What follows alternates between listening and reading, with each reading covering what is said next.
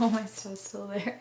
Same sweater, filming 2 intros in one sitting. Hi, welcome to this video. Thank you so much for clicking. Today's gonna be a really quick one on how I reduce bubbles in resin. I get this question all the time, and over the past 2 years of doing resin, I think I found something that really works well for me. Of course, this is only what works for me. If you have a method that works for you, that's great, but this is just what I personally do. I hope that you like this video. You can also follow me on Instagram at megdionart to keep up with me, because that's where I'm the most active, and don't forget to like this video if you enjoy it. Thank you so much for watching. I love you all. Bye. Cue voiceover. So this first cutaway I'm showing you is the resin when it's not heated first. You want to keep in mind that the hotter the resin is, the less bubbles you're going to have. So you can see here how much thicker it is and kind of harder to mix, which means it's going to introduce more bubbles.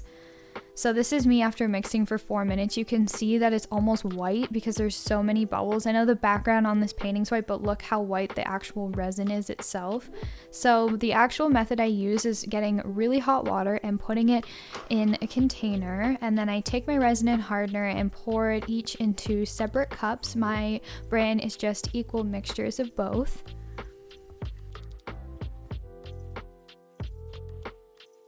And then I place them in the hot water for a couple of minutes, ensuring that no water gets into the cups because that will ruin the resin.